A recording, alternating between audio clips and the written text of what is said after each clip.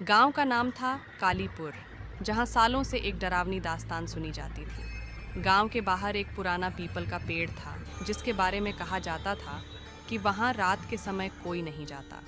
लोगों का मानना था कि उस पेड़ के नीचे एक बुरी आत्मा का वास है, जो रात में वहां से गुजरने वालों को अपने वश में कर लेती है।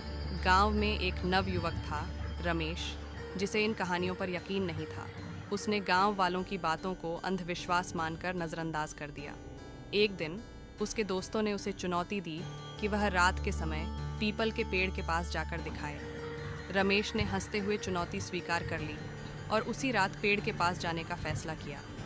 रात गिरते ही गांव सन्नाटे में डूब गया। हवा में एक अजीब सी ठंडक और सन्नाटा था।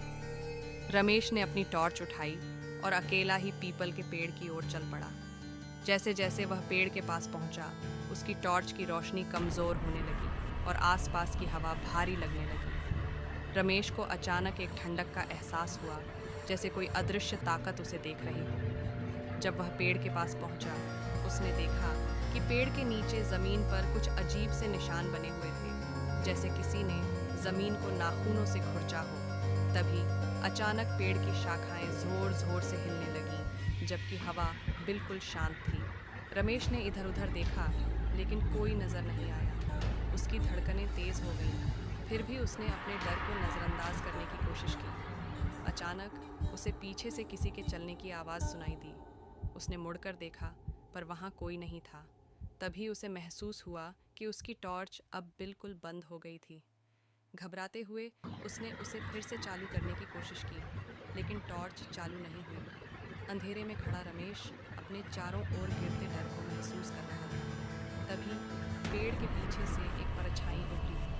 वह परछाई धीरे धीरे उसकी तरफ बढ़ने लगी। रमेश की टांगें कांपने लगीं और उसके मुंह से आवाज़ नहीं निकल रही थी।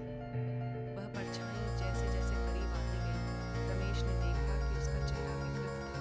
उसकी आंखें बिल्कुल काली और गहरी। रमेश चीखने की कोशिश करने लगा, लेकिन उसकी आवाज़ न निकली। वह परछाई अचानक उसके बिल्कुल करीब आ गई और उसने रमेश का गला दबा दिया। रमेश की आंखों के सामने अंधेरा छा गया और उसकी चीखें गांव तक कभी नहीं पहुंच सकी। अगली सुबह गांव वालों को रमेश का शरीर उसी पीपल के पेड़ के नीचे मिला। उसकी आंखें खुली हुई थीं और उसका चेहरा डर से सफ़ेद पड़ा हुआ था। गांव वालों ने फिर से अपने बच्चों को चेताया, कभी भी रात के समय उस पेड़ के पास मत जाना, वहाँ कोई इंतज़ार कर रहा है, हमेशा।